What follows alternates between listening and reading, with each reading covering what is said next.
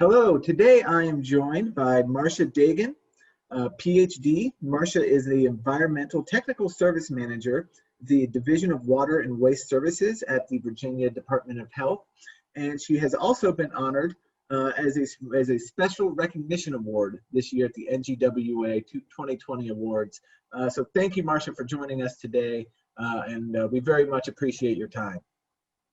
Thank you, Ben. I appreciate it. I'm happy to be here.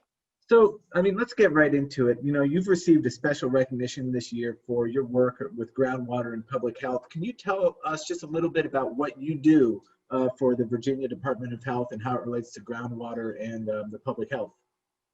Sure. I am working in the on-site sewage division at the Virginia Department of Health. And so as technical services manager, I oversee a lot of the design and technical requirements for our on-site systems. And we have been heavily involved with protection of the Chesapeake Bay. Okay. And especially the septic sector, as we're called, in the TMDL, has been identified as a source of nitrogen. So we have been working with our stakeholders to help control nitrogen from our on-site sector through a variety of options. So we use both pre-treatment or treatment before it hits the soil, and then we also use a variety of BMPs to help control the nitrogen as well. So that's my primary focus, is working in the on-site industry. We also have a special project going on, which is direct injection of highly treated wastewater into the aquifer in the eastern part of the state. Some of your members may be familiar with it. It's the SWIFT project. Mm-hmm. So my team are the folks that are overseeing that project for the Virginia Department of Health. So we are heavily involved in overseeing the design and construction of the treatment aspects, monitoring the reporting and research that's going on that's associated with that, and then working with our other agency partners to ensure that we're covering all aspects of that project. And so that's an interesting project. And I know, of course, aquifer recharge, and that is a very kind of important part of what we like to discuss and get into here at NGWA. Can you tell us a little bit about Virginia's rules and regulations around managed aquifer recharge, or kind of how that's managed in the state? Is it supported generally, do you feel like, by legislators there? It is pretty new. Yeah. So we don't have any direct regulations for this type of activity. So it is actually permitted through EPA. Okay. In their UIC program, the Underground Injection Control Program. However, EPA is relying on the Virginia Department of Health and the Department of Environmental Quality to kind of act as technical resources for them, Mm-hmm. and to be more boots on the ground, to be able to monitor this project much more closely. So we have a very close working relationship with our other agency and other partners in this. So as I mentioned, we don't have any direct regulations to be able to control this. It's possible that in the future, as a result of this and what we learn from going through the SWIFT project, that we will develop state regulations, but at this point, there has not been any proposals. Great. So let's talk a little bit more about the SWIFT project, if you don't mind.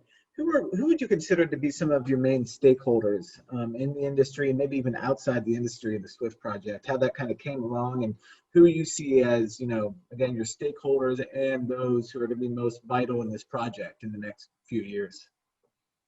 Well, the SWIFT project came about to address a couple of different needs in the community and in the eastern part of the state. There is strong reliance on groundwater resources, and we have some very heavy users of water in that area. In addition to that, you also have issues with groundwater, actually surface level subsidence, and concerns about groundwater intrusion or seawater intrusion. And then there's an added factor of this whole area is also impacted by the Chesapeake Bay TMDL. And the cost to remove the nitrogen and phosphorus for stream discharges is rather costly. So the SWIFT project, by highly treating wastewater and injecting it back into the groundwater, hopes to offset the pressure loss that we've seen in the aquifer from all of the withdrawals, help to replenish some of those groundwater resources. And then it also helps to offset the nutrient loads that are going into the surface water by directing them back into the aquifer. That's not to mean that they are not removing nitrogen and phosphorus. Right. They are. It's just not down to the really, really low levels that you have to do for the surface water discharges. So there's a lot of stakeholders. Yeah. There's the utilities that rely on groundwater for public water supplies. There's the industries that rely on the groundwater for cooling water. You have the general public who will benefit from any increases in the aquifer pressure and any reductions in subsidence that can occur. And also the potential protection of the groundwater from intruding seawater. And then the added benefit of the cost of the nutrient upgrades for the surface discharge plants is being, I guess you could say, it's like transferred. Right. So that money can be used to help benefit this project instead. And have you seen, or was there much of a, do you think the general public there, those impacted by the SWIFT project, was there much of an awareness around this project as it took place? I mean, I don't think most of your average citizens, understand or not understand or, would completely comprehend what's going on in their water supply and that. But, when you start talking about, we've seen this elsewhere, wastewater being put back into your aquifer basically to be extracted again. We've seen some public concern because they're not necessarily 100% educated on the process of, processing the water and putting it back into the ground. Have you seen any kind of interest from the public in the project one way or another? Yeah, the utility that is behind all this and is doing all this, Hampton Roads Sanitation District, has done a good job with informing the public and keeping information out there. They had a number of events and press releases and information on their website that was available for folks to be able to go to and understand better. They've also done some outreach events. They helped to fund some groundwater sampling events that were run through one of our public universities. So that's not to say that it has all been positive. There have been some folks that have been concerned about it. There's always the concern about the unknown. Right, yeah. There's those couple of parameters that we find they're almost ubiquitous anymore. And they carry through, and there's a concern about, well, what happens in the future. It's kind of like we don't know what we don't know. Right. And it's very hard to address those types of issues and concerns. All we can do is treat it to the best of our ability and monitor and react if we do see something that we're not expecting. Yeah.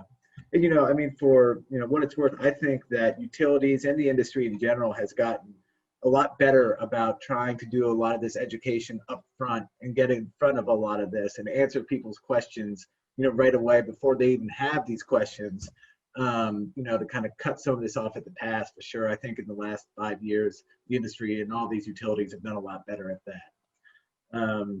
So, let's get into one more topic here before we end, and it's kind of more of a broad view as it comes to, water safety and water health. In the next year, we're going to be dealing, and hopefully we're going to be dealing with Congress with a lot of PFAS regulations and PFAS bills. How do you see the next few years as an environmental health expert when it comes to water? do you see big changes afoot here, or do you think, we're going to be kind of where we are right now in 2 or 3 years when it comes to water remediation efforts and everything like that? There are, I think there is kind of a culmination of things going on. We have a lot of technology that's coming down the pike. We're learning a whole lot more from a technical standpoint of what can we do to clean things up. Right. But we're also learning more about how these different chemicals react in the environment, how they move in the environment. And the other part of all this is that I think we're learning more about how everything is interconnected, and the different disciplines are talking more and more to each other. And I think that is a win for all of us in that we benefit from learning and seeing how these different chemicals and different things that we're dealing with go across the different disciplines. Yeah. So we can kind of pool our resources more or less to be able to do that. So I think from that standpoint, the outlook is positive in that we should be able to address these issues as they come up. But I do think that we're going to see more and more awareness of chemicals that have been released to the environment, their potential impacts on people and the environment, and that folks are going to be demanding some reaction and some type of control. I couldn't agree more. Thank you so much for your time today. Again, this is Marcia Degen, winner of one of our special recognitions awards this year at the NGWA Groundwater Week 2020, which will be a virtual event this year. And thank you, Marcia, again for doing this. Thank you, Ben. Appreciate it. You have a great day. You too.